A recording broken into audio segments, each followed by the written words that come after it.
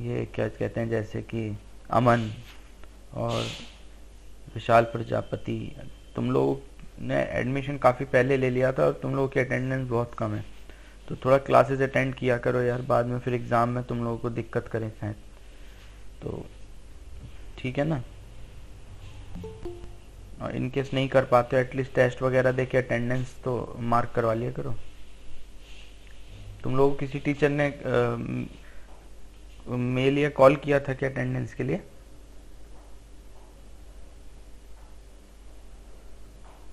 Sir किसी भी teacher ने नहीं किया? नोटिस तो आया था एक कि जिनकी जो नए बच्चे हैं वो तो फिर उनको फिर भी शायद, जैसे ज्ञानचंद का एडमिशन तो बाद में हुआ है, तो इन लोगों को फिर भी थोड़ा सा रिलैक्सेशन मिल जाए।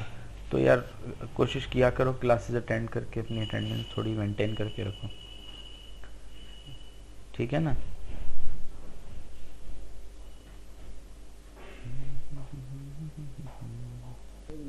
सर मेरी कितनी का अटेंडेंस? ये कितनी तो खैर यार मुझे एग्जैक्टली ऐसे नहीं पता किसकी कितनी है, उतनी उसमें शो नहीं करता है। कौन पूछा वैसे कितनी है विशाल? अमित है। अमित, अच्छा अच्छा। तुम तो यार जब से आए हो रेगुलर कर रहे हो क्लासेस, तुम्हारी तो ठीक होगी। नहीं सर, पहले मैं ना 15-20 दिन एक के अंदर क्लास लेता था, तो मुझे आईएमसीआरपी का भी पता नहीं था वो। कोई नहीं, पर I think from last few month तुम तो रेगुलर हो, तो तुम्हारी तो ठीक ठाक होगी। ये मेरे को नाम याद है, ये अमन फिर गायब हो गया, इसकी कम होगी। एक कुणाल और विशाल स्टार्ट से है। विशाल का एडमिशन आई थिंक शुरू में ही हो गया था, पर विशाल ने क्लासेस बहुत कम करी हैं। तो इन बच्चों को थोड़ा हो सकता है, जिनके न्यू एडमिशन हुए उनको तो कोई दिक्कत नहीं होगी, जैसे ज्ञानचंद है और एक दो, जैसे कुणाल का फिर भी, एक कुणाल भी बीच बीच में क्लासेस में गायब हो जाता है। जैसे आदर्श, रितम, इन लोगों का एडमिशन तो अभी शायद थोड़ा लेट ही हुआ है। पीपीटी दिख रही है सबको? Yes sir. Yes sir. ठीक है, तो आगे बढ़ते हैं। अरे यार कौन है अब? सुरहिद आज भी 2 मिनट लेट है। 100 रुपये लगा लो आदर्श इसके, ठीक है? सुरहिद तुम्हारा 100 रुपये फाइन हो चुका है, तुम आज भी 2 मिनट लेट हो, अब एडअप होता रहेगा। सर तो आज कहाँ लेट हूँ सर? 9:32 हो रहे हैं भाई, लेट हो तुम। 9:30 की क्लास होती है। 9:29 है। मतलब अब ये क्या बात हुई कि तुम्हारे में 9:29 है? हाँ सर, तो मैं क्या करूँ? मैं तो अपना क्लॉक से ही सबसे उल्लू जल्दी। बना रहा है सर, आपको उल्लू बना रहा है सर। हाँ मैं तो सर अपना एक तो क्लॉक से गलती सबसे कर रहा है एकदम सर। और ऊपर से लॉजिक दे रहा है। हाँ हाँ सर, हाँ वही सर। गलती सर नहीं नहीं हम नहीं, लोग क्या के उल्लू है? स्मार्टफोन में टाइम चेंज नहीं होता है। सही बात है भाई। सर मैं तो अपना खुद का क्लॉक से ही सब करूँगा। अच्छा ठीक तो भाई है। भाई तू तो चाइना में है क्या? 2 मिनट स्लो है तेरा गाड़ी। तो अरे स्लो हो सकता है कैसे भी, लेकिन क्या, चलो ठीक है, मैं तो स्टार्ट अपना करते क्लॉक हैं से क्लास। करूँगा। हाँ, तो interference, we discussed what is interference now, what is interference and what is the condition for interference. Is there anyone who is able to open the IMCRP login yesterday? किसी भी एक बच्चे का खुला या किसी का भी नहीं खुला? नहीं सर। No sir. नहीं सर, किसी किसी का भी नहीं खुला? चलो कोई नहीं। तो आज भी मैंने से इसीलिए सेम क्वेश्चन टेस्ट में अपलोड किए, ट्राई कर लेना अगर खुलता है तो, नहीं खुलेगा तो फिर बाद में बैक डेट में टेस्ट जनरेट करके अटेंडेंस लगा देंगे, ठीक है ना? नहीं खुला। आज भी नहीं खुल रहा? चलो कोई नहीं, अब जो है तो है। आज सर चेक नहीं किया। एक बार चेक कर लेना क्लास के एंड में। जी तो सर। Okay sir. ह्यूगन्स के बारे में भी डिस्कस ना, ह्यूगन्स, फ्रेस्नल, कि Fresnel gave the transverse nature of light, then he explain the phenomena of polarisation.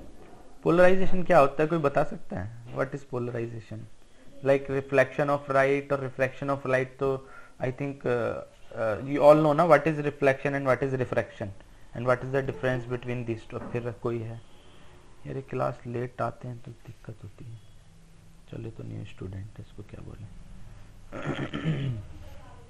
हाँ, you all know what is reflection and what is refraction.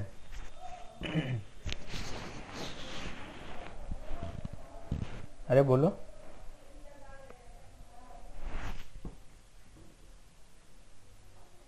Yes, sir. पता है ना, बताओ, तुम बताओ आदर्श, what is refraction. Refraction is when a light moves हाँ from into different media, optically different media. Media, From one, yes, sir, medium. From one medium to another. हाँ हाँ ठीक है From ठीक। air to water hmm, or air to glass. बिल्कुल ठीक है। ये और बस इतना ही होता है, कुछ कम इनकम्प्लीट सा नहीं लग रहा। Sir, the bending of light is towards the normal in denser medium and away from normal in rarer medium. ठीक है, ये ठीक है। और रिफ्लेक्शन क्या होता है, अब तुमने, अब कोई और बताएगा। अरे तुम बताओ। Reflection. हाँ reflection. Light falls on an object and it bounces back to the same medium. बस। हाँ सर, okay. और पोलराइजेशन क्या होता है। irregular reflection भी होता है, regular reflection. Regular reflection में प्लेन सरफेस के ऊपर अगर लाइट मतलब गिरे तो उसका एंगल ऑफ इंसिडेंस और एंगल ऑफ रिफ्लेक्शन सेम होगा। इरेगुलर के लिए अलग अलग होगा। ठीक है, चलो अभी थोड़ा सा ठीक बोला है। क्या गूगल से बता रहे हो, खुद से बता रहे हो। नहीं नहीं, खुद से ही वैसे क्लास 7 का टॉपिक है ये। अच्छा फिर Google ठीक। से बताओ। एंड व्हाट इज पोलराइजेशन, ये बताओ। चलो एनीवन, अब कोई और बताओ। न्यू स्टूडेंट्स में से कोई, राजेश, रितम, आदर्श, आदर्श नए वाला, चौधरी। सर मैं बोलूं? नहीं तुम मत बोलो, अभी रुक जाओ। कोई नया बोल रहा है कि नहीं।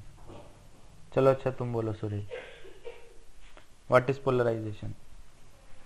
Sir, scattering of light when the light passes through a prism. That is also polarized. That is also polarization. नहीं ये तो कुछ ओह सॉरी मैं गलत बोल दिया, सॉरी। हाँ ठीक है, वो तो पोलराइजेशन नहीं है। हाँ मिक्स कर दिया तुमने, कुछ और मिला दिया। ये सर मिक्स हो गया।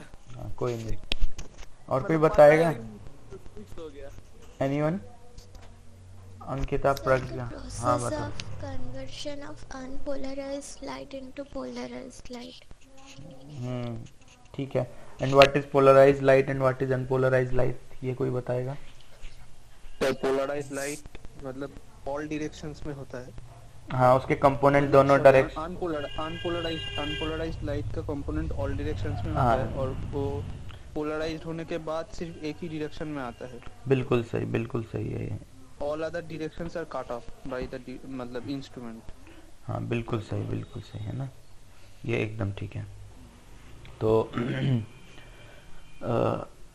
we started Young's double slit experiment na, this we already discussed that there are one slit, then there are two slits, the ray will pass from single slit to double slit and then the sources are coherent है ना, then they pass on to the screen and we see the pattern how they are superimposed on each other, that is what we called as interference.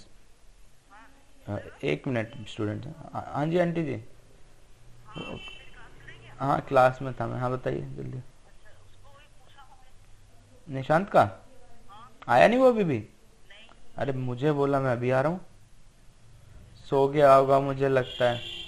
चलो मैं एक बार phone कर देता हूँ उसको, है ना। Okay okay okay.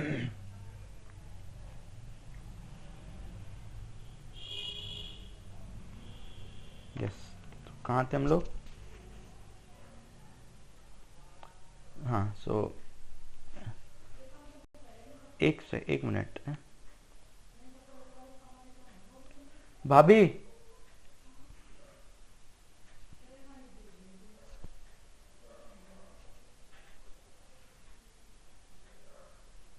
Mummy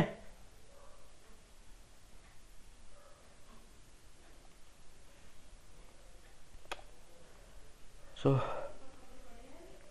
yes, so this point is clear to all, that how we are generating a coherent source, then we are checking their interference on the screen. And this I already told, that from S1 and S2 there will be the secondary wavelet which will superimpose on screen, and this is how we calculate the phase change. Phase change is equal to 2 pi by lambda into part difference. Part difference is S1p, so 2 pi by lambda into S1p, and S1p we can take it as a x1, and 2 pi by lambda is wave number. This is what we call the k. So it's equal phase change is equal to k times of x1. So a1 e की power I omega 2 is the disturbance without before the this superimpose. So before release exiting from the S1, and after entering this factor kx1 will come phase change. So the disturbance will be a1 e की power I omega t minus kx1. This expression is clear to all, how we got this y1.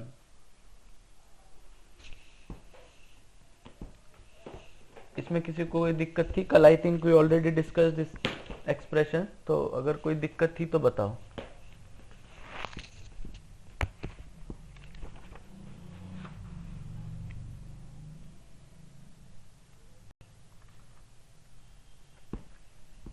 बोलो. Sir दिक्कत तो नहीं है, पर मतलब इसको derive कैसे किया गया है? अच्छा, देखो, if we check disturbance at S1 it will be only y1 e की power I omega t, क्योंकि हम कॉम्प्लेक्स फॉर्म में लेते हैं डिस्टर्बेंस जो भी होती है, मतलब ऐसा एज्यूम करके चलते हैं. कुछ फिजिक्स में बहुत सारी एजम्पशंस होती हैं, जैसे हमने सिंपल हार्मोनिक मोशन में सॉल्यूशन एज्यूम किए थे ना, तो यहाँ पे हम डिस्टर्बेंस एज्यूम करते हैं. उसके बाद then there is a phase change. अब देखो एक्सपोनेंशियल की पावर जो होती है that will be a phase. Omega t phase होता है ना, ये हमने एसएचएम में ही सीखा है कि ओमेगा टी है ना, ओमेगा टी जो होता है वो फेज की यूनिट होती है, तो इसके साथ फेज ही आएगा ये, ठीक है. तो अब पाथ डिफरेंस हमको पता है कि कितना डिस्टेंस उसने ट्रेवल किया यहाँ से लेके यहाँ तक, वो हमने x1 मान लिया, दिस x1. अब फेज चेंज हमें पता है 2 pi by lambda into path difference होता है, सो फेज चेंज हो जाएगा 2 pi by lambda into S1p, यानी 2 pi by lambda into x1, ठीक है. अब 2 पाई बाय लैम्डा को k मान सकते हैं, ये हो गया kx1. अब इतना फेज चेंज हुआ है, this is the phase change. So ये तुम्हें जो डिस्टर्बेंस S1 पे थी उसमें से सब्ट्रैक्ट करना पड़ेगा, ठीक है ना. सो S1 पे डिस्टर्बेंस थी a1 e की power I omega t, only this factor, ये हटा दो पीछे वाला. सो जो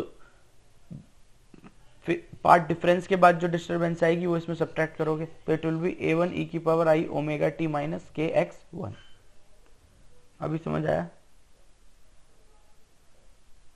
यस सर. ठीक है, और किसी को दिक्कत?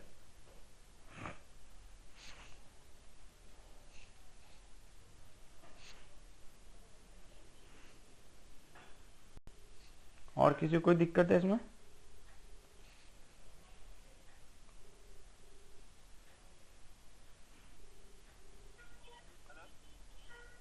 अरे डॉक्टर साहब, आपकी मम्मी बुला रही है, आपने गाड़ी निकालनी है. ओके ओके, ठीक है, ओके. और किसी को दिक्कत है इसमें? No, sir. ठीक है, अरे तो बोल दिया करो ना, नहीं तो मैं आगे बढ़ूंगा. ठीक है, तो in a same way we can find the disturbance at S2. S2 में जस्ट चेंज क्या आएगा? This phase change will be 2 pi by lambda into S2p. S2 will be x2, so this will be kx2. ये देखो, similarly y2 is equal to a1 e की power I omega d minus kx2. This is disturbance at any time t at p due to S2.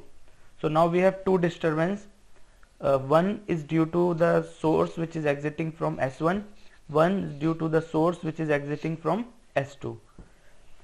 So now we can take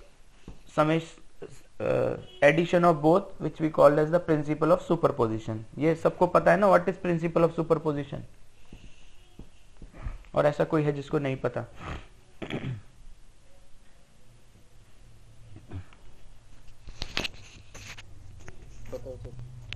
सबको पता है other students?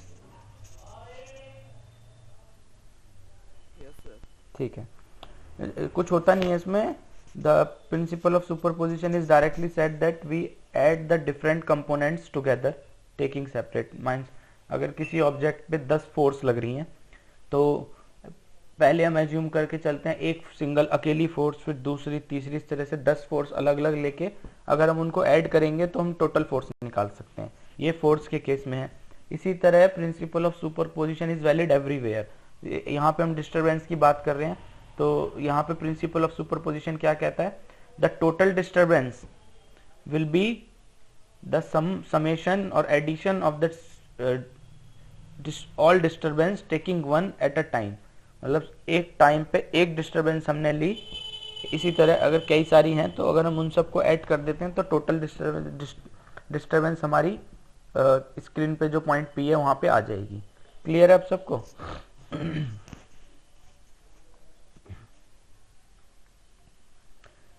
तो ये हो गया है ना.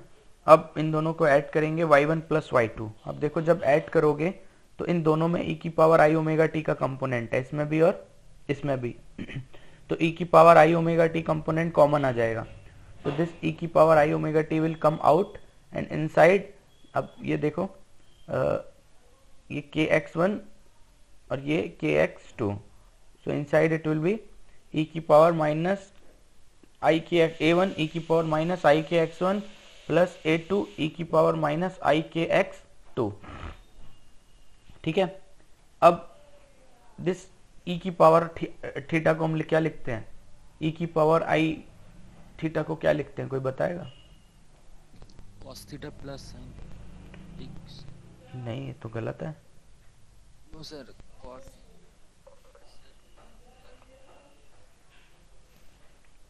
sin theta plus iota cos theta. क्या क्या फिर से बोलो, फिर से बोलो. sin theta plus iota cos theta.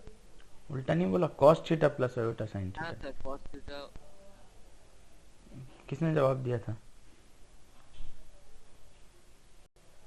जवाब किसने दिया था? अरे मैं मारूंगा थोड़ी यार. राजेश ने था. राजेश ने दिया था. ठीक है, गुड गुड. देखो नया स्टूडेंट है लेकिन काफी कुछ आता है इसको. So this will be cos theta plus iota sin theta. पर ये तब होता है when this is positive. It is e की पावर i थीटा. बट अगर यहाँ नेगेटिव आ जाएगा तो क्या होगा?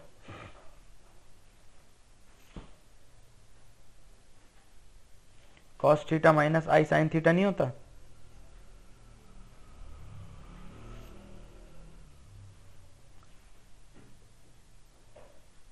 ये कैसे आया? Can anyone tell me how we got this cos theta minus i sin theta?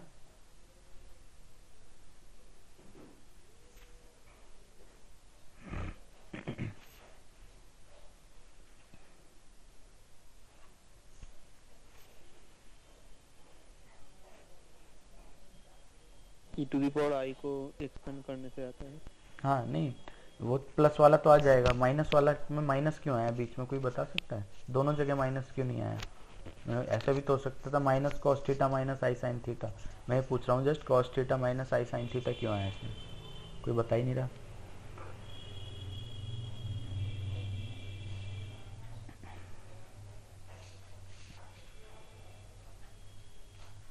देखो कोई बताएगा या मैं ही बताऊं? राजेश तुम बताओगे? No sir. नहीं.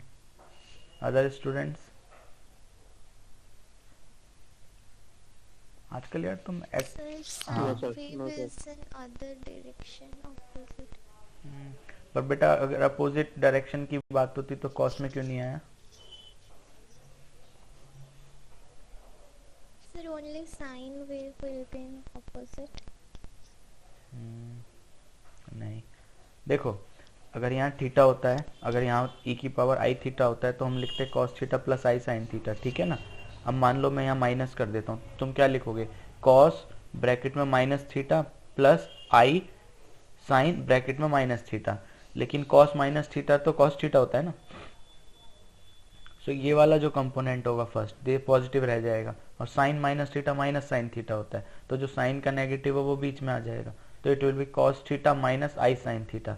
इसलिए कॉस के साथ नेगेटिव नहीं आता, because cos minus theta is cos theta. अभी समझ आ गया सबको?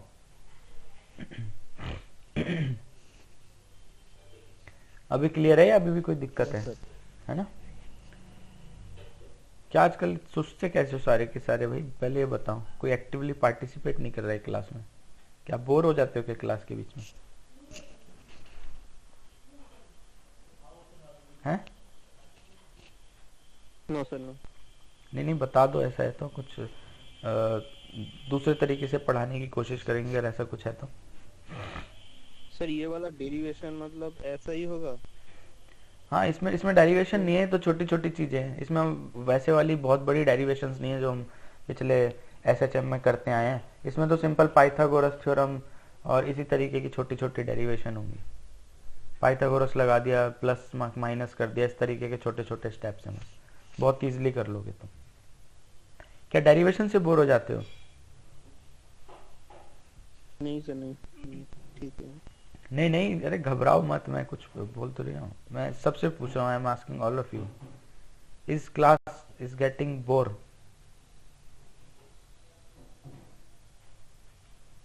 No sir. नहीं, तो थोड़ा एक्टिव रहा करो ना, थोड़ा सा जवाब देते रहा करो, अच्छा लगता है। नहीं देते तो मुझे लगता है कि मैं खुद ही को पढ़ा रहा हूँ और सामने कोई बैठा नहीं है, ठीक है? तो नाउ सबका नेटवर्क ही नहीं आता है। अच्छा, मेरा या तुम्हारा? मतलब किसके नेटवर्क में गड़बड़ है? सर मेरे फोन अच्छा 3 और 4 डेज से ऐसे प्रॉब्लम हो रहा है। अच्छा, हाँ यार, ये नेट का इशू तो किसी के भी साथ हो सकता है, कुछ समझ में भी नहीं आ रहा। तो so now we have two parts, this one and this one. Now what we can do is, जो we can separate the part which don't have iota and iota. So दोनों के फर्स्ट वाले टर्म में iota नहीं है, तो इन दोनों को हम साथ में लिख सकते हैं. So this one will be a1 cos kx1 plus a2 cos kx2. This is the first term, and the second term is minus iota sin kx1 plus a2 sin kx2. So इसमें कुछ नहीं किया है, just shuffling करी है, मतलब बिना iota वाली टर्म एक साथ कर दी, आयोटा वाली एक साथ कर दी. इस एक्सप्रेशन में कोई दिक्कत है? Is there any problem in this expression? है ना? Okay, so now we can write this first term as a and this second term as b. So this will be e exponential e की power I omega t bracket a minus I b. So this we have written. Now this expression a minus I b, we can write this any complex expression we can write as a multiplication of amplitude into phase, and this we did in the SHM also. SHM में किया था ना कि एक term को कुछ मान के दूसरी टर्म को कुछ मान के फिर हमने किया था, तो इसका एम्पलीट्यूड इनटू फेज आ जाता है. याद है किसी को, अगर किसी ने थोड़ा सा पढ़ा हो SHM तो?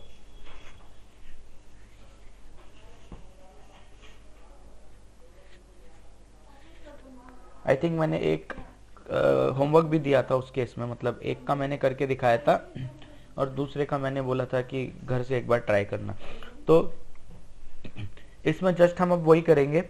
We will replace this complex expression.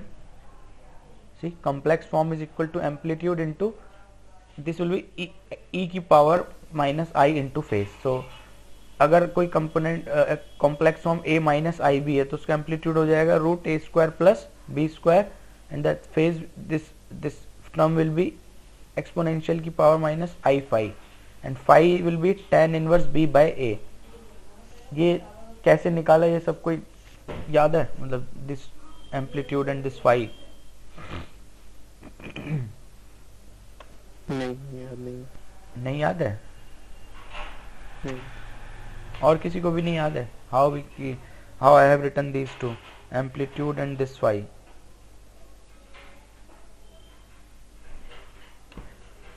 Ankit, difference से होगा. हाँ मतलब एक टर्म को कॉस थीटा मानते हैं, दूसरे को साइन थीटा मानते हैं, फिर स्क्वायर लेके ऐड करते हैं। अंकिता तुम्हें याद है? Yes sir. याद है ना? कैसे करेंगे बेटा बताओगे? सर पहले ए स्क्वायर माइनस आई बी और उसका होल स्क्वायर लेंगे तो आई स्क्वायर बी स्क्वायर हो जाएगा, फिर i square is equal to 1 हो जाएगा, तो फिर वो all total root over of a square plus b square. और अगर हम साइन थीटा को बी एज्यूम करें और कॉस थीटा को ए एज्यूम करें तो that will be tan inverse b by a. बिल्कुल सही। अगर हम एक स्मॉल ए, ये जो स्मॉल ए है इसको मान लो कुछ रैंडम मान लेते हैं, कैपिटल ए साइन थीटा और बी को मान लेते हैं कैपिटल ए कॉस थीटा, या इसको कॉस थीटा इसको साइन थीटा, क्योंकि ये कॉम्प्लेक्स फॉर्म में है। तो जब उसका स्क्वायर लेके ऐड करेंगे तो तुम्हारा आ जाएगा A square will be root के अंदर ए स्क्वायर बी स्क्वायर, वो एम्पलीट्यूड हो गया। और जब उसका डिवाइड करोगे तो that will be 5 is equal to tan inverse b by a। अभी समझ आया सबको? या SHM वाली पीपीटी दिखाऊं एक बार फिर से, तब याद आ जाएगा। Yes sir. अच्छा दिखाऊं? अच्छा एक सेकेंड है, 1 मिनट दो मेरे को पीपीटी खोलने दो। Let me open the SHM PPT.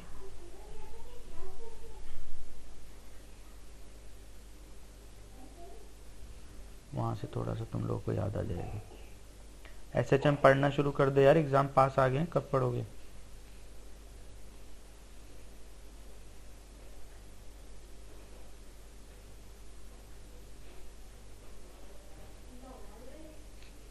दिख रही है SHM पीपीटी?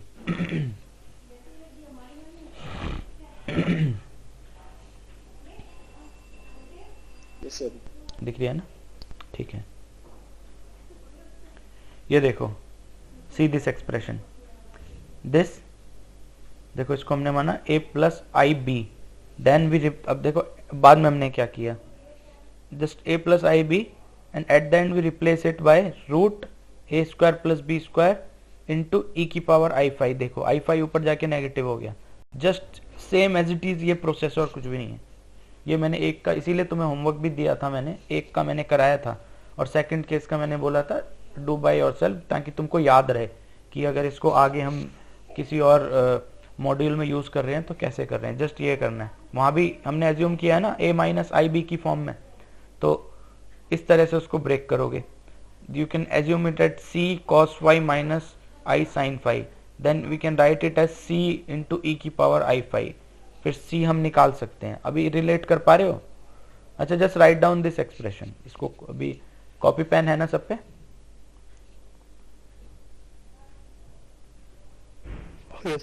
जस्ट इस वाले एक्सप्रेशन को, this a plus I B is equal to this, ये लिख लो। फिर मैं इस पीपीटी को हटा दूंगा, फिर वहां पे वापस उस पे आएंगे।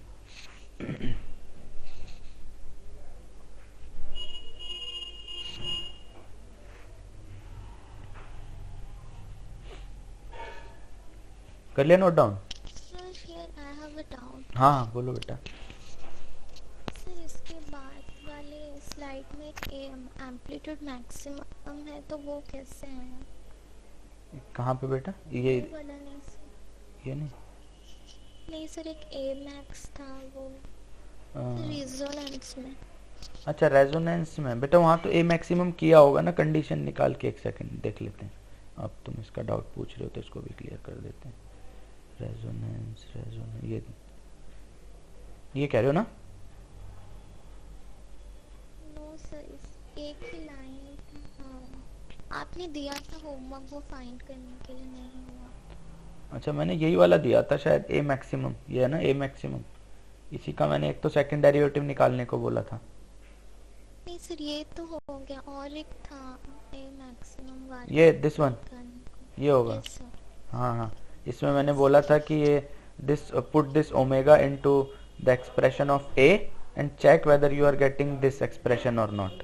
तो तुम्हारा नहीं आया ये? नहीं सर, मैंने ओमेगा का वैल्यू नहीं पुट किया था। हाँ, तो कौन से value?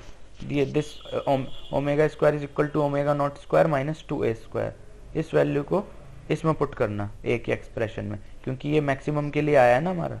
Just put this in this then you will get, अगर ना आए तो फिर बताना, ठीक है। यस। तो ये नोट डाउन कर लिया सबने जो मैंने बोला। अब मैं वापस आऊँ उस पे इंटरफेरेंस वाली पीपीटी पे। अरित लिख लिया, अब बाकी लोगों ने भी? Yes sir. तो मैं आ जाऊँ ना दूसरे इंटरफेरेंस वाली पे। अब देखो, अब उस पे आते हैं, अब तुम समझ जाओगे कि कैसे आया।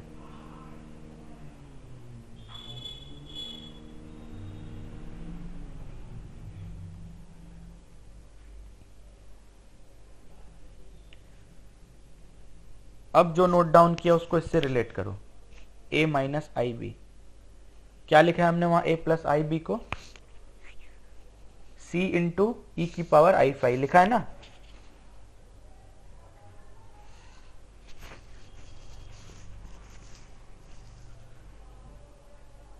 Yes sir. है ना। अब देखो सेम तुम अगर यहाँ पे करो, just assume a as a c cos five and assume b as a c sin five, तो फिर से सेम लिख सकते हैं c इंटू ई की पावर माइनस आई फाइव, ठीक है।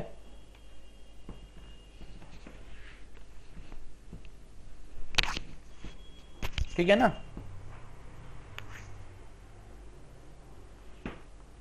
ठीक। देन अच्छा नोट डाउन करो, लिखते रहो, जो जो मैं बोल रहा हूँ तुम लिखोगे तो तुम्हें समझ आएगा।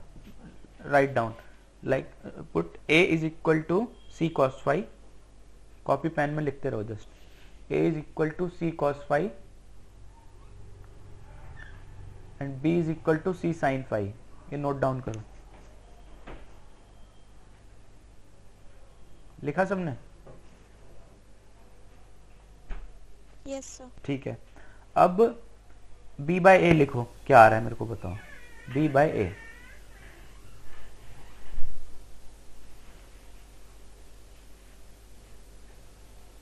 b डिवाइड बाय ए कितना आ रहा है?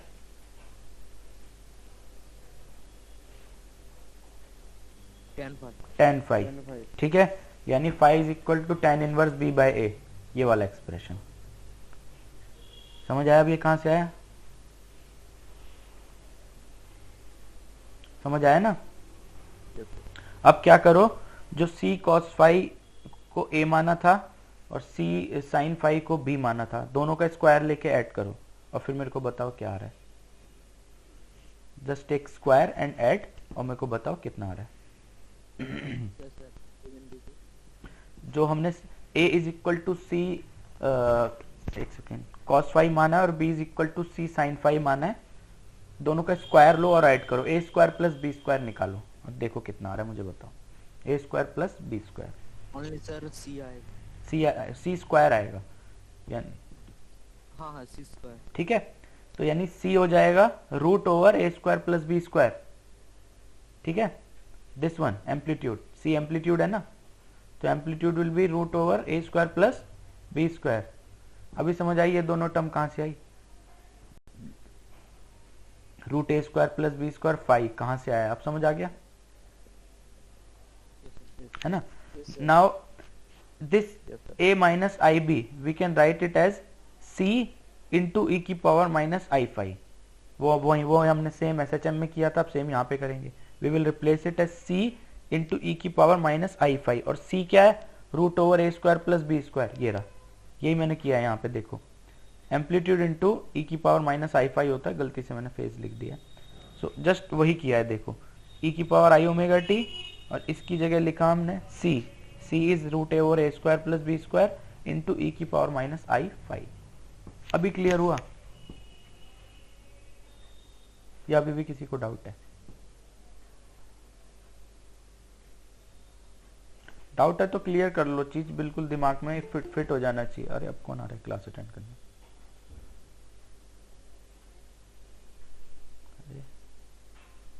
घनश्याम यार टाइम से आया करो, तुम तो हमेशा टाइम से आते हो।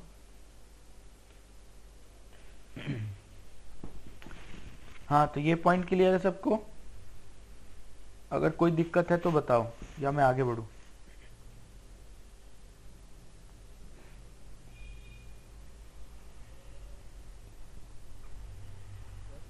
हाँ बोलो।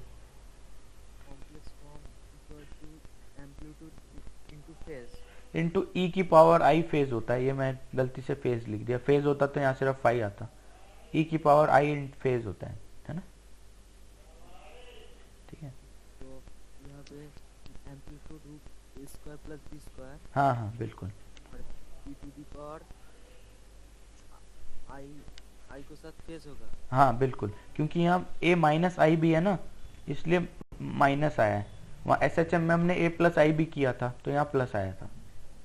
हाँ, तो e to the power i omega t मतलब टी दिया। ये तो पहले से था ना, ये देखो ये रहा, ये रहा, हाँ हाँ दिस इज ऑलरेडी देयर, है ना।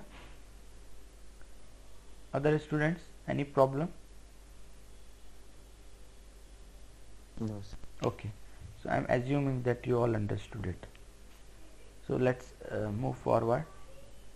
So now what we can do is this minus I5 can go with this e की power I omega t, and this root over a square plus b square we can, because this is the amplitude, we can take it as a capital A. So the final expression will be y is equal to a e की power I omega t minus phi. This is the final expression, final disturbance. ये clear है सबको?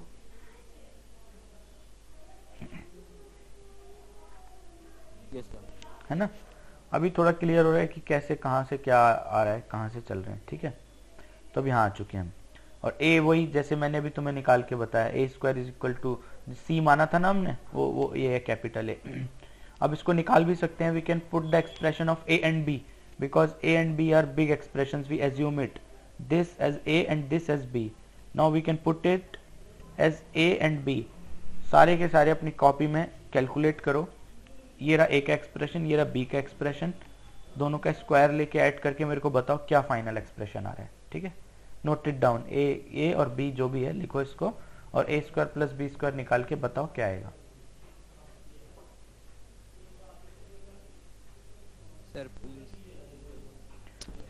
एक बार बोलता हूँ, I am telling that ये एक expression है, this one a1 cos kx1 plus a2 cos kx2, ठीक है। ये b का एक्सप्रेशन है a1 sin kx1 plus a2 sin kx2। अब हमको a मतलब ये जो एम्पलीट्यूड है ये a स्क्वायर ये निकालना है, तो मैं कह रहा हूँ a square plus b square करना है ना, तो ये करो, जो एक एक्सप्रेशन है उसका स्क्वायर प्लस b के एक्सप्रेशन का स्क्वायर, और मेरे को बताओ फाइनल एक्सप्रेशन क्या आएगा। ये रहा a और b, इसे नोट डाउन करो और जल्दी से a square plus b square करके मुझे बताओ क्या आएगा।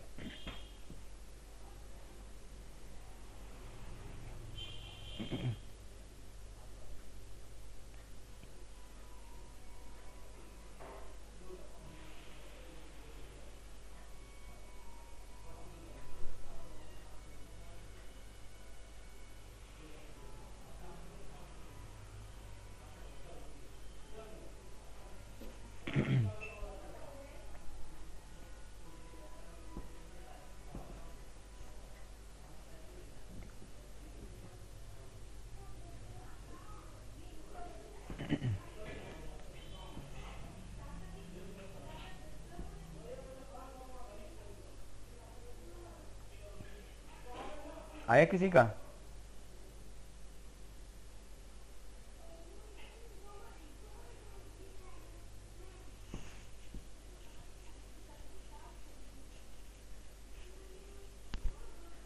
Anyone?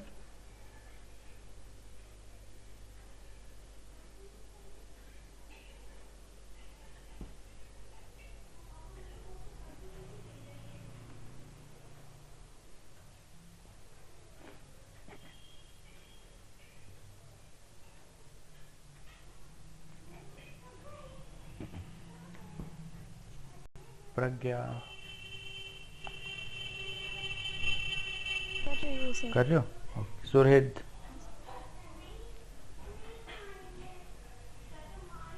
माफी, तनिष्क,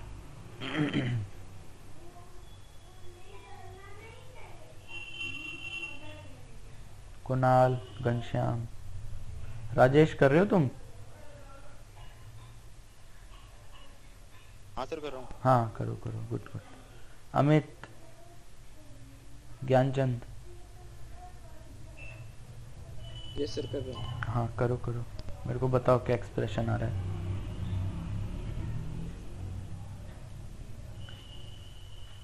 सर ये आ रहा है 2 + 2a1a2 cos k x1 - x2 k x2। एक सेकेंड है, मैच कर लेते हैं। ये आ रहा है क्या?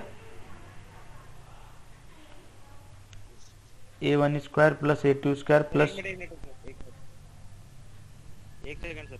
हाँ कोई नहीं, कोई sir yes this one can आ रहा है कितना? बस सर यही आ रहा है। किस किस का आया? राजेश का आ गया, अंकिता का आ गया, और बाकी बच्चे? प्रज्ञा का ये आ रहा है ना?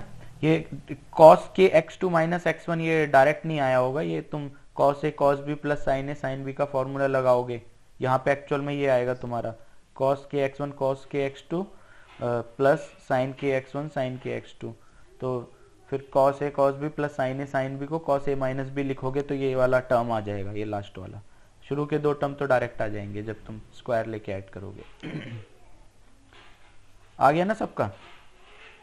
ओके सो अब इंटेंसिटी निकालते हैं। इंटेंसिटी एम्पलीट्यूड का स्क्वायर होती है, ये सबको पता है या कोई ऐसा है जिसको नहीं पता? ये तो आई थिंक 12th में पढ़ा होगा। Intensity is amplitude square.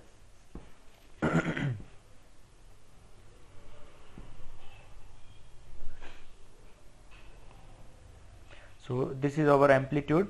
सो ये जो हमने एम्पलीट्यूड का स्क्वायर निकाले बेसिकली इंटेंसिटी हो गई, ठीक है।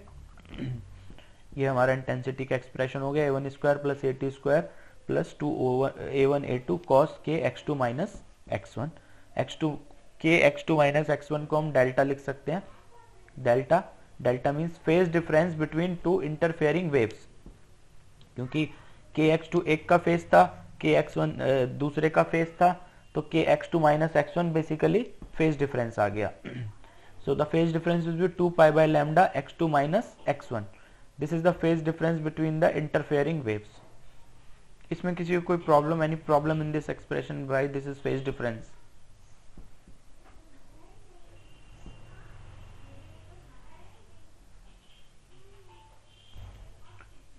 अरे तुम्हें क्लियर हो रहा है?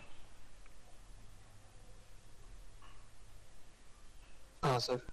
हाँ, या ये इसमें डेरिवेशन बहुत छोटी। I think this all expression you must have done in your 12th class also, is not it? Yes sir. Constructive interference, destructive interference आएगा अभी, ये सब पढ़ा है ना थोड़ा थोड़ा 12th क्लास में, तो वही है बेसिकली, कुछ इसमें बहुत बड़ा कुछ नहीं है। So this is the phase difference.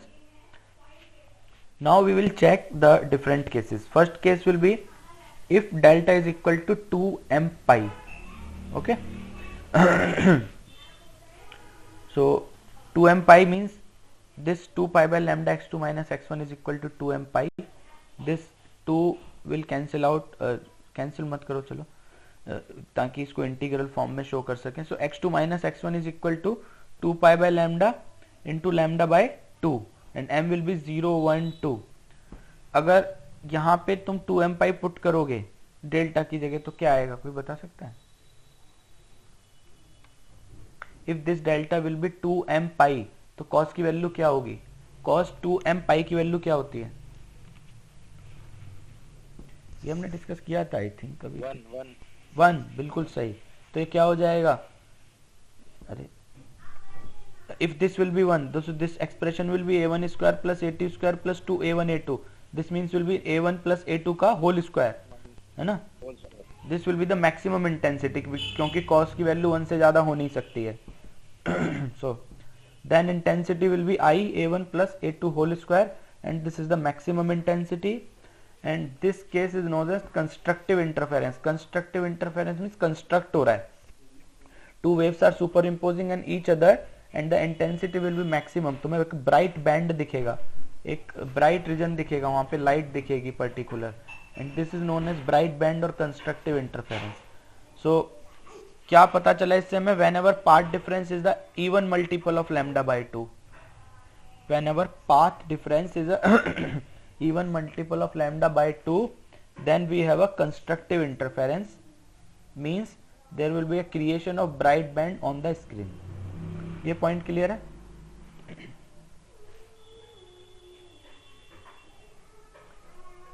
This point is clear to all?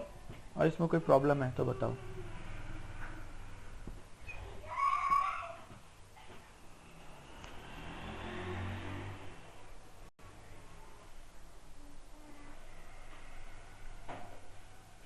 बताओ, या मूव करूं आगे?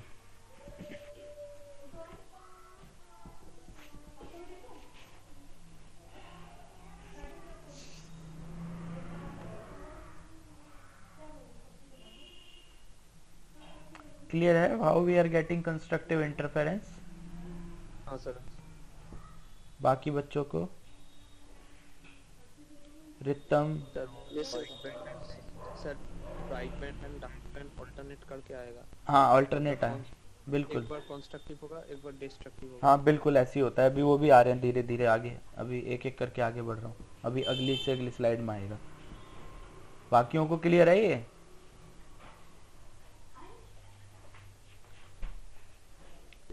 ठीक है, ठीक है। तो हाँ ना बोल दिया करो यार, घबराते क्यों तुम लोग? So let's move forward to the next case. When delta is equal to 2m plus 1 pi, अब कितना होगा कॉस का वैल्यू, कोई बता सकता है? When delta is equal to 2m plus 1 pi, then cos क्या कितना बोला? -1, बिल्कुल ठीक, -1 होगा। सो इफ यहाँ पे -1 होगा, so this will be a1 square plus a2 square minus 2a1 a2। This means it will be a1 minus a2 whole square, है ना? ये आ गया a1 minus a2 whole square. This is minimum intensity and this is known as destructive interference and this are dark band. अंधेरा अंधेरा दिखता है। इसका एक एक्सपेरिमेंट भी हम लोग करेंगे। मैंने अभी तक वो एक्सपेरिमेंट इसीलिए नहीं कराया था, मैं पहले कराने वाला था उस एक्सपेरिमेंट को, न्यूटन रिंग्स, बट मैंने सोचा कि पहले हम ये इंटरफेरेंस पूरा पढ़ लें, उसके बाद आई थिंक नेक्स्ट लैब में आज तो कोई और करेंगे। आज का एक्सपेरिमेंट मैंने भी डिसाइड किया नहीं है, चेक करूंगा कौन सा कराने। पर now we will do that experiment. उसमें तुम देखोगे कैसे रिंग की शेप में ब्राइट और डार्क बैंड बनते हैं। एक डार्क होता है, फिर ब्राइट होता है, फिर डार्क होता है, फिर ब्राइट होता है। सो यहां से कंक्लूजन क्या हुआ? whenever the path difference is odd multiple of lambda by 2, we have destructive interference and there is the formation of dark band. destructive क्यों कहते हैं इसको? क्योंकि दो वेव आई, एक दूसरे के ऊपर सुपर इम्पोज करी और जहां बना वहां अंधेरा डिस्ट्रक्ट कर दिया, लाइट को डिस्ट्रक्ट कर दिया। ठीक है, अब यहां पे एक क्वेश्चन मैं पूछता हूं कि जैसे डिस्ट्रक्टिव इंटरफेरेंस हुआ तो डार्क बैंड बनेगा। आई थिंक ये क्वेश्चन मैंने पिछली क्लास में पूछा भी था, पता नहीं। तो डार्क बैंड बन रहा है, does it mean that there is a destruction of energy, या फिर कुछ और हो रहा है? एनीवन? क्वेश्चन बताइए थोड़ा। क्वेश्चन ये है कि देखो दो वेव सुपर इम्पोज करी, ये वाली कंडीशन है, तो डिस्ट्रक्टिव इंटरफेरेंस हुआ, वहां पे डार्क बैंड बन गया, मतलब अंधेरा। तुम्हें कुछ दिख नहीं रहा तो एनर्जी नहीं है इसका मतलब। तो मेरा क्वेश्चन ये है, डज इट मीन, क्या इसका मतलब ये है वहां पे एनर्जी खत्म हो चुकी है, डिस्ट्रॉय हो चुकी है, या फिर कुछ और मतलब है इसका? ये पूछ रहा हूं।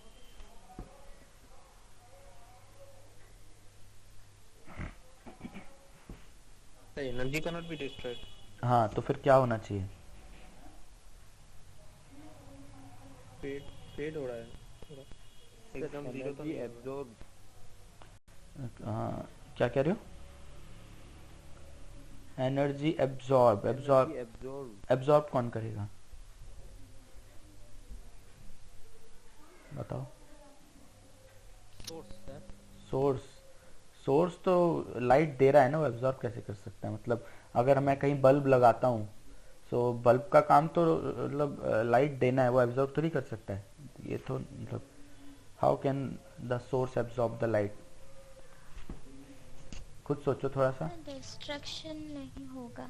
डिस्ट्रक्शन तो नहीं होगा, बिल्कुल। ये तो सबने सही बताया कि एनर्जी तो डिस्ट्रॉय नहीं हो सकती, मतलब कंजर्वेशन है हर जगह। तो क्वेश्चन ये है कि गई कहाँ एनर्जी? क्योंकि डार्क बैंड तो बना, it means dark band means वहां पे एनर्जी तो नहीं है, तो कहाँ जा सकती है? खुद सोचो, थोड़ा सा दिमाग लगाओ तुम, you can give the answer. देखो energy can neither be created nor be destroyed, उसको रिडिस्ट्रीब्यूट कर सकते हैं। तो जितनी भी एनर्जी डार्क बैंड से जाएगी वो कहाँ चली जाएगी? दूसरा बैंड कौन सा है हमारे पास? Bright band constructive interference. So ये एनर्जी डिस्ट्रॉय नहीं होती है, it's only redistribution of energy. जितनी एनर्जी डार्क बैंड से जाती है वो ब्राइट बैंड पे जाती है, समझ रहे हो? ये याद रखना हमेशा, ये कंसेप्चुअल क्वेश्चन है। तो मैं एक बुक भेजूंगा, उसमें अलग से क्वेश्चन है, जिस बुक को मैं फॉलो कर रहा हूँ इंटरफेरेंस के लिए। ठीक है, अभी समझ आ गया? दो कंसेप्ट, और मैंने पहले ही बताया था इस पे बहुत सारे कंसेप्चुअल क्वेश्चन बनते हैं, तो प्लीज कंसेप्चुअल क्वेश्चनों को फॉलो करो। तो ये सब आंसर तुम्हें खुद मिलने लगेंगे, जैसे भी मैंने पूछा। तो what is constructive interference, what is destructive interference, bright band, dark band, ये सब क्लियर हो गया ना? आगे बढ़ो। So next case is if A1 and A2 are equal, A1 is equal to A2, amplitude of disturbance is equal। तो अगर A1 और A2 इक्वल होगा तो ये जो मिनिमम इंटेंसिटी है जीरो हो जाएगी, जीरो, ठीक है। और जो ये मैक्सिमम इंटेंसिटी होगी ये हो जाएगी तुम्हारी 2A 4A स्क्वायर। तो अब इस केस में क्या होगा, बिल्कुल इंटेंसिटी जीरो हो गई, बिल्कुल ही अंधेरा, तो this will be we get alternate bright and completely dark band होगा, समझ लो? बहुत ज्यादा डार्क एकदम अंधेरा, बहुत ज्यादा डार्क एकदम अंधेरा, बहुत ज्यादा डार्क एकदम अंधेरा, इस तरीके से। ये क्लियर हुआ सबको? क्योंकि जनरली जो एक्सपेरिमेंट भी हम करते हैं उसमें भी A1 A2 इक्वल ही होता है। ये वाला पॉइंट क्लियर है?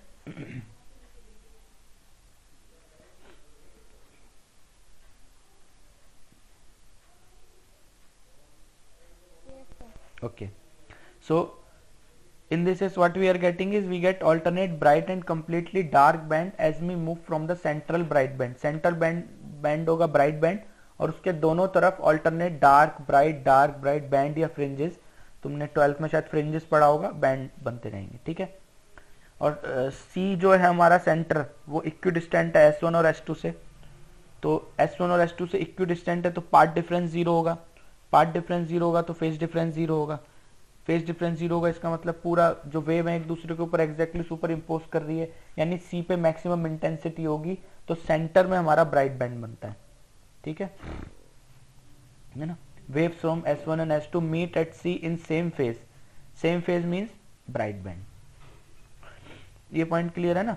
इसलिए हमारा जो सेंट्रल बैंड होता है ब्राइट बैंड होता है। अब अगर कोई पॉइंट ले लेते हैं जहां पे x1 माइनस x2 हमारा लैम्डा बाई 2 होता है, any point P1 x1 minus x2 is lambda by 2, this means opposite phase हो गया, ठीक है ना। अपोजिट फेज, ये देखो इसमें M1 लिया है हमने फर्स्ट केस, सो अपोजिट फेज हो जाएगा। Opposite phase means dark band बनेगा, पहला डार्क बैंड बना तो हमने इसको बोल दिया first order dark band, first order dark band. इसी तरह कोई एक और पॉइंट P2 ले लिया जहां पे हमारा जो है इवन मल्टीपल है 2 लैम्डा बाई 2, तो ब्राइट बैंड बनेगा, तो ब्राइट बैंड हो गया, वो हो गया फर्स्ट ऑर्डर ब्राइट बैंड। अब ऑर्डर मीन्स अगर तुम यहाँ पे 1 की जगह 3 कर दोगे तो अगला डार्क बैंड आएगा, वो हो जाएगा तुम्हारा सेकंड ऑर्डर डार्क बैंड। यहाँ 2 की जगह 4 कर दोगे तो अगला ब्राइट बैंड आ जाएगा, वो हो जाएगा second order bright band. So we get alternate first order second order. ये देखो this graph will explain it। देखो first one is the central bright band, maximum intensity 4A square, then we are getting alternate, this is dark, this is bright, this is dark, this is bright, same in the left hand side, this is dark, this is bright, this is dark, this is bright. So center band is bright band with maximum intensity of 4A square, and on the both side of the center bright band we are getting alternate dark and bright bands। is this clear to all?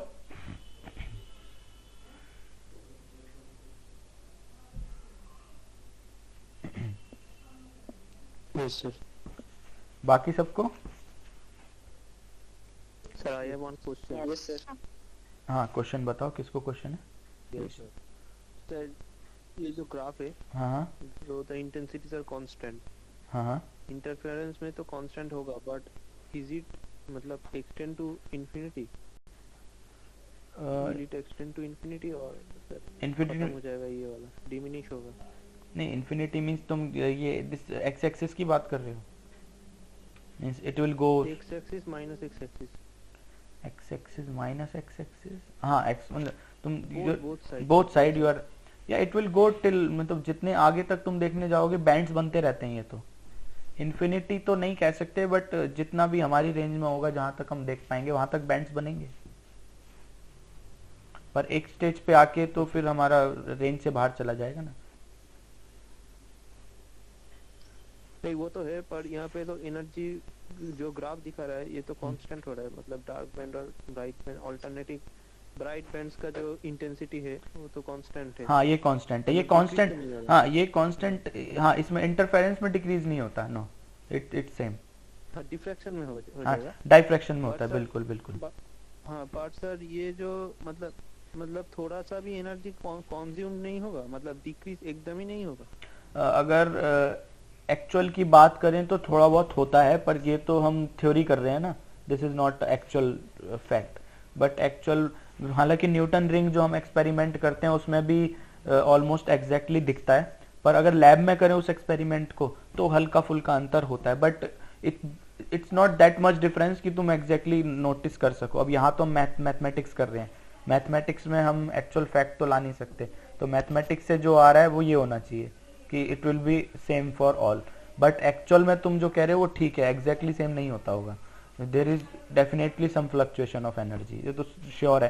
क्योंकि ये जो dark band है ये बिल्कुल dark के, कई बार ऐसा हो सकता है कि मान लो this bright band and this dark band they can redistribute some energy, तो हो सकता है इसकी थोड़ी सी एनर्जी यहाँ चली जाए तो ये थोड़ा सा इंटेंसिटी डाउन हो सकता है, इसका हल्का सा अप हो सकता है, समझ रहे हो? Okay sir, this you are right, in experiment this is possible. और कोई क्वेश्चन नो सर। बाकियों को?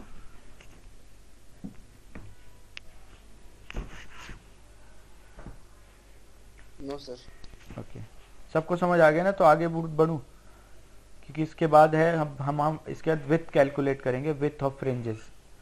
यहाँ पे हम मतलब ये वाला पोर्शन खत्म हो चुका है कि what is interference, what are dark band, what are bright band and what is intensity, ये पॉइंट खत्म हो चुका है। इसके बाद हमें विथ कैलकुलेट करनी है फ्रिंजेस की।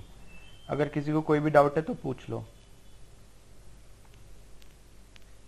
इंटरफेरेंस में 3 ही टॉपिक है तुम्हारे, एक इंटरफेरेंस का basic definitions with young double slit, ये जो हमने पूरा किया यंग डबल स्लिट एक्सपेरिमेंट ही था। उसके बाद विथ ऑफ इंटरफेरेंस फ्रिंजेस, और लास्ट टॉपिक है Newton ring.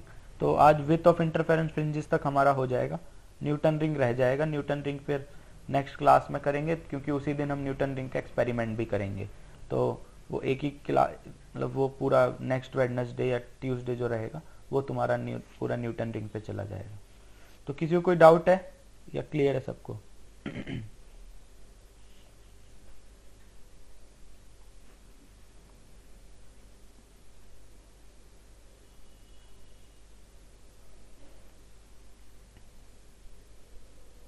Amit, no doubt. ठीक है।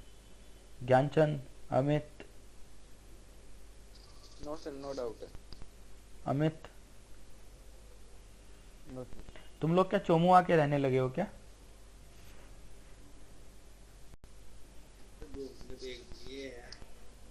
है ना? Yes sir. अच्छा ठीक है, ठीक है। ठीक है, तो आगे बढ़ते हैं। अगला है width of interference fringes.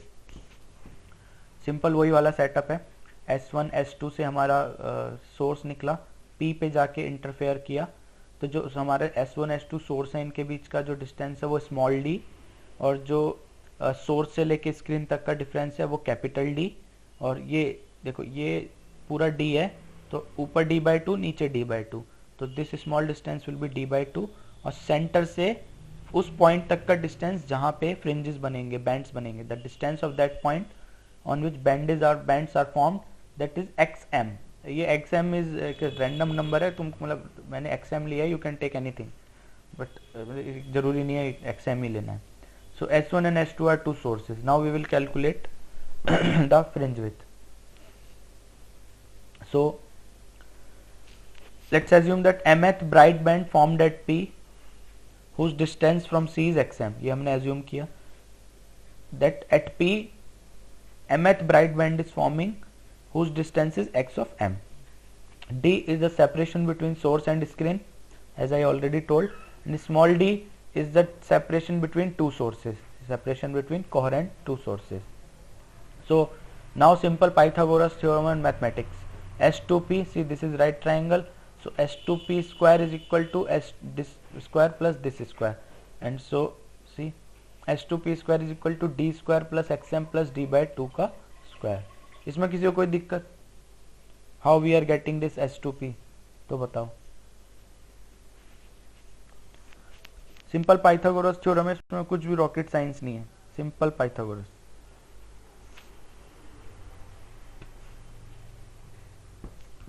No sir. Other students? No sir. है ना. In the same way we will calculate S1p. For S1p we will get xm minus d by 2. If you हाँ बोलो, कोई कुछ बोल रहा है.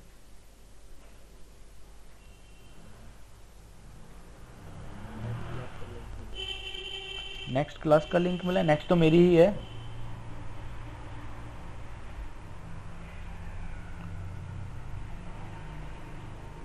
टेन 10:30 से 12:30 कैसे हो सकती है यार? No, sir, actually that is for the computer science students for section A. हाँ वो गलती से भेज दिया ना. Yes, sir. हाँ हाँ, क्योंकि मेरी 2 क्लास होती है ना वेडनेसडे को, 9:30 से 11:30. हाँ अंकिता, तुम्हारे पापा है ना अंकिता? Yes, sir. अच्छा हाँ उन्हें ठीक है, फिर तो अंकिता बोल देगी. तो ठीक है. So same way we will calculate S1p. It will be d square plus xm minus d by 2 का स्क्वायर. सी पहले ये रहा. सो पहले सिंप्लीफाई कर लेते हैं. This is S2p. We will take d square common. अगर इसमें से d स्क्वायर कॉमन लोगे तो स्क्वायर रूट है, बाहर d हो जाएगा inside. So this will be 1 plus xm plus d by 2 upon capital D whole square. And since d is much more greater than d, ये जो डिस्टेंस बिटवीन, देखो एक सेकेंड, ये जो डिस्टेंस होता है ना सोर्सेस, कोहेरेंट सोर्सेस के बीच के, बहुत छोटा होता है. ऐसा नहीं है कि 6 सेंटीमीटर पे तुमने 2 सोर्स रख दिए तो वो इंटरफेरेंस करेंगे, ऐसे नहीं होता. This will be in millimetre. ठीक है. तुम ऐसा नहीं है कि तुम सोच रहे हो कि 1 सोर्स रखा है तुम्हारा एक कोने पे, दूसरा कोने पे, और तुम उसमें से लाइट मारोगे तो सामने इंटरफेरेंस हो जाएगा. This is not going to happen. So this small d is very very less than capital D. Binomial expansion पता है सबको क्या होता है? So when this condition is there, d is much more greater than d, we can expand this expression as a binomial expansion. Binomial expansion means this root का 1/2 आगे आ जाता है. So this will be, this 1/2 will come with this. So this will be S2p is equal to d1 plus 1/2 and then same expression. This is binomial expansion simply. ये point clear है?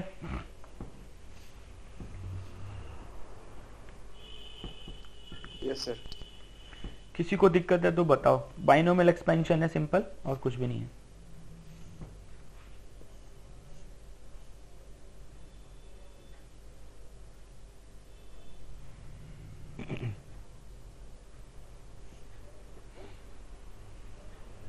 ठीक है, आगे बढ़ूं.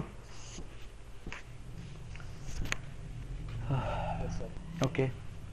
इन the same way we can calculate S1p. S1p में difference क्या आएगा? बस ये xm प्लस d बाई 2 है. This will be xm minus d by 2. So S1p is equal to d bracket 1 plus 1/2 xm minus d by 2 by capital D whole square. ठीक है. So now we have this S2p, we have this S1p. Now we can calculate the part difference. So for mth bright fringe at p, S2p minus S1p is equal to m times of lambda. ये हमने assume किया. और जो S2p और S1p का expression है that we put there, and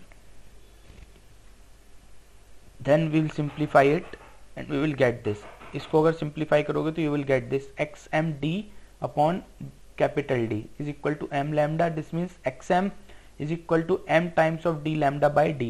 This is the distance of fringe या distance of band या thickness कह लो, width of interference fringe. This depend on small d capital D and lambda. ये clear है सबको? ये एक बार चेक करो, just right down this expression and solve it and let me know whether you are getting this xm small d by capital D और not.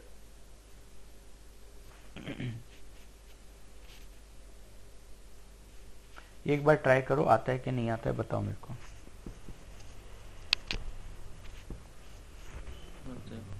No sir means नहीं आ रहा? हाँ सर। हाँ सर मीन्स आ गया। Try करो एक बार, जस्ट कैलकुलेट इट।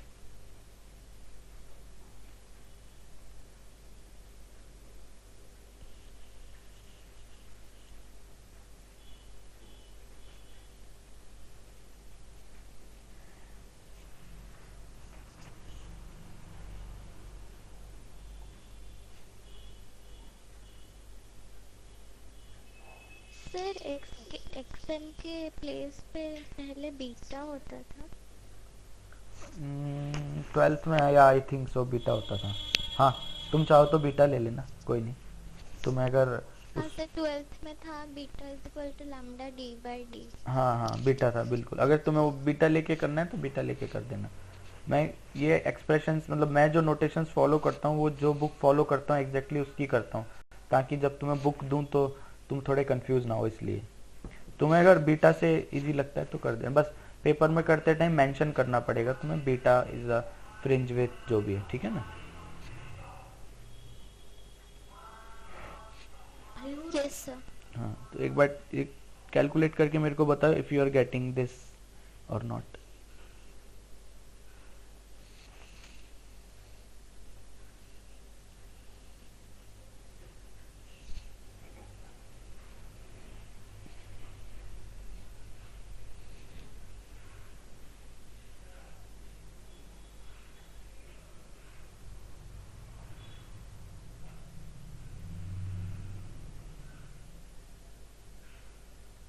हाँ सर। आ रहा है? ओके। किसका आया? माफिजुर? हाँ बाकियों का?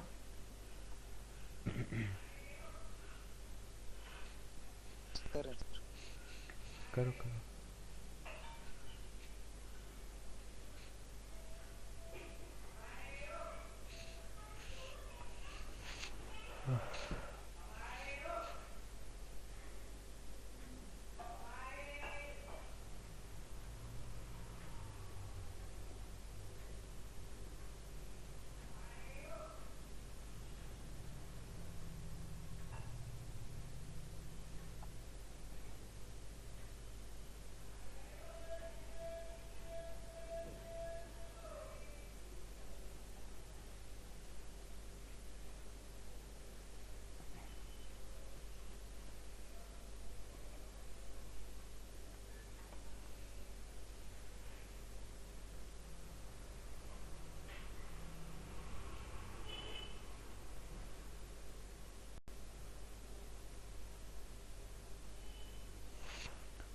हुआ?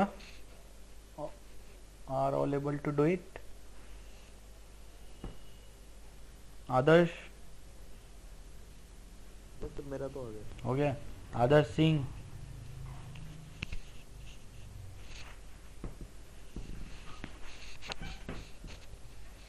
लग रहा है कहीं।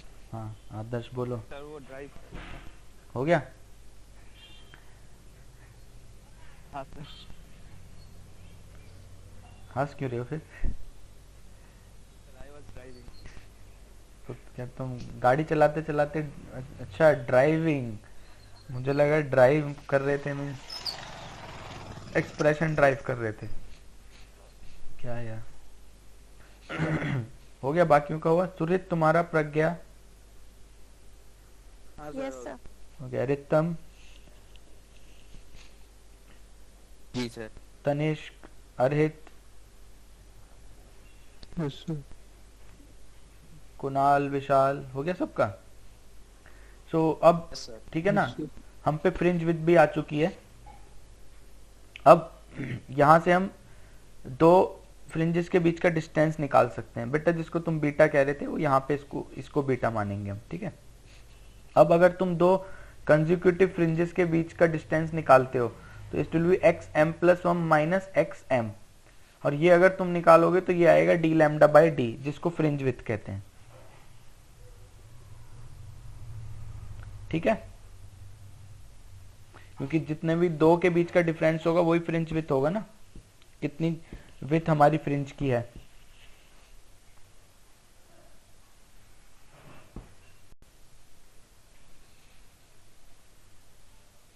क्लियर है सबको?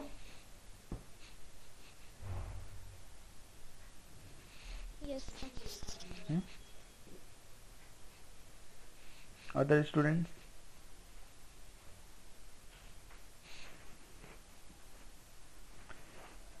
इस पे बहुत सारे कंसेप्चुअल क्वेश्चन बनते हैं सिर्फ इस एक्सप्रेशन पे ही, तो मैं एक्सपेक्ट करूंगा कि तुम लोग उसको थोड़ा सा रीड आउट करोगे कंसेप्चुअल क्वेश्चन को, क्योंकि मैं दूंगा जब भी ये फाइनल एग्जाम में ये वाला टॉपिक आएगा तो डेफिनेटली कंसेप्चुअल क्वेश्चन तुम्हें मिलने वाले हैं।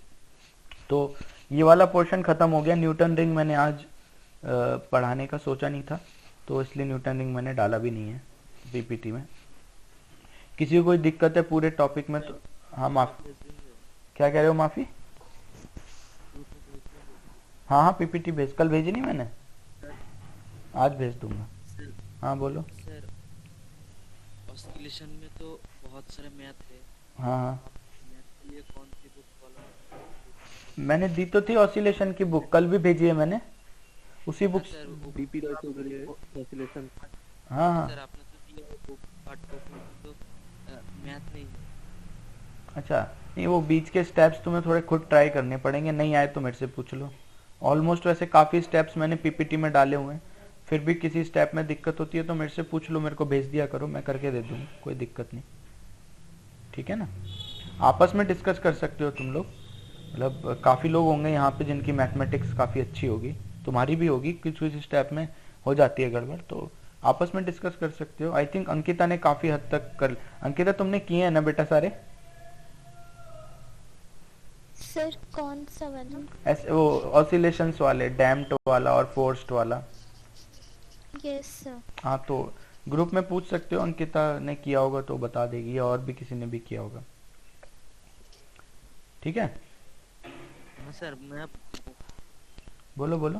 पीपीटी में तो मैथ नहीं है, पीपीटी में तो ओनली मैथ्स उतनी जरूरत है जितनी उसमें है ना, कुछ बीच के एक दो स्टेप्स नहीं होंगे, वो तुम करोगे तो हो जाएंगे, बस उससे ज्यादा मतलब ऐसा नहीं है कि हर स्टेप बिल्कुल एक एक मैथ्स करके दिखानी है तुम्हें। फिजिक्स में इतनी मैथ्स नहीं करनी होती। ओके सर, है ना, मतलब कुछ स्टेप शॉर्टकट में भी दिखाने होते हैं, उतना बहुत होता है, क्योंकि अगर तुम एक एक स्टेप पूरा मैथ्स करने लोगे तो मैथ्स ही बन जाएगा, फिर फिजिक्स कहाँ रह जाएगा। मतलब एक्सप्रेशन कैसे आ रहा है फिजिक्स में वो उतना जरूरी नहीं होता, पर जो एक्सप्रेशन आया उसका क्या मतलब है और उस एक्सप्रेशन से हम क्या रिलेट कर रहे हैं वो जरूरी है फिजिक्स में, समझ रहे हो? जैसे अभी मैंने दिखाया पाइथागोरस थ्योरम लगी, तो वो क्यों लगी कैसे लगी डजंट मैटर, बट वो लगाने के बाद जो एक्सप्रेशन आया, what that expression is doing, that what we are interested in physics. ठीक है ना, जैसे अभी ये एक्सप्रेशन हमने निकाला फ्रिंज विड्थ का, तो this is necessary, this is required expression. हाँ बोलो, कोई कुछ बोल रहा है? हाँ सर आपने एक क्वेश्चन दिया, if constant A in damp motion is given by, if constant A in damp motion is given by 10, हाँ हाँ what is the value of time constant 10? इस टाइप को क्वेश्चन नहीं है पीपीटी में, ये बोलना चाहता हूं। अच्छा ये अच्छा, क्वेश्चन आएगा नहीं क्या? नहीं नहीं बिल्कुल आ इस सकता है। टाइप का क्वेश्चन टेस्ट में, आएगा क्या? टेस्ट में दिया है क्या मैंने? हाँ सर, वो जो टेस्ट वाले क्वेश्चंस पे दे दीजिएगा, हाँ मुझे भी कुछ कुछ क्वेश्चंस नहीं आ रहे। अच्छा तो मैं तुम अच्छा, जो भी क्वेश्चन नहीं आया मेरे से पूछ लेना, मेरे को भेज देना, मैं बता दूंगा। सर याद नहीं वो टेस्ट का क्वेश्चन। अच्छा टेस्ट के क्वेश्चन, अच्छा एक काम करते हैं, एसएचएम के टेस्ट के क्वेश्चन मैं डाउनलोड करके अपने पोर्टल से और नेक्स्ट क्लास में डिस्कस कर लेंगे, क्योंकि उसके बाद तुम्हारा एग्जाम है ना, तो नेक्स्ट वीक ट्यूसडे की रेमेडियल क्लास में भी हम एसएचएम ही डिस्कस करेंगे, और जो नॉर्मल क्लास होगी उसमें भी, तो लगभग 2 घंटे की क्लास हो जाएगी ना, उसमें तुम लोग पढ़ लो थोड़ा सा, इतने अभी तुम पे टाइम भी है, तो उस 2 घंटे में तुम्हें जो भी पेपर से रिलेटेड डाउट होगा वो क्लियर कर लेंगे, क्योंकि उसके बाद फिर नेक्स्ट वीक तो एग्जाम ही है तुम्हारा। ठीक है ना, और क्वेश्चंस मैं पोर्टल से डाउनलोड करके ग्रुप में भेज दूंगा सारे, और उसमें जिसको जिस क्वेश्चन में दिक्कत हो बता देना, वो क्वेश्चन भी डिस्कस कर लेंगे, ठीक है। यस मैकेनिक्स वाला पार्ट नहीं आएगा, मैकेनिक्स वाला एक पीपीटी है। अच्छा हाँ, मैकेनिक्स वाला सोच रहा हूँ यार मैं। दिया मैकेनिक्स, क्लासिकल मैकेनिक्स मॉड्यूल 1 चलो मैं सोच के बता दूंगा। वैसे सोच तो रहा था मैं सिर्फ मॉड्यूल 2 ही दूं, अभी तुमने याद दिला दिया, मैं तो भूल ही गया था कि वो वाला पोर्शन भी अभी तक का किसी पेपर में दिया नहीं है। क्या तुम चाहते हो दूं कि नहीं दूं, तुम लोग बताओ। नो सर मत देना। नहीं दे ठीक है, तो मॉड्यूल 2 ही रखते हैं ना, module 2 is enough I think. वो काफ़ी बड़ा है, उसमें डेरिवेशंस हैं, तुम कर करके तुम्हें थोड़ा सा टाइम लगेगा, है ना। तो मैकेनिक्स वाला पार्ट हम सीधा फाइनल एग्जाम के लिए रखते हैं ना, ठीक है। किस है ना, किसी को कोई डाउट हो तो पूछो, कुछ भी डाउट है।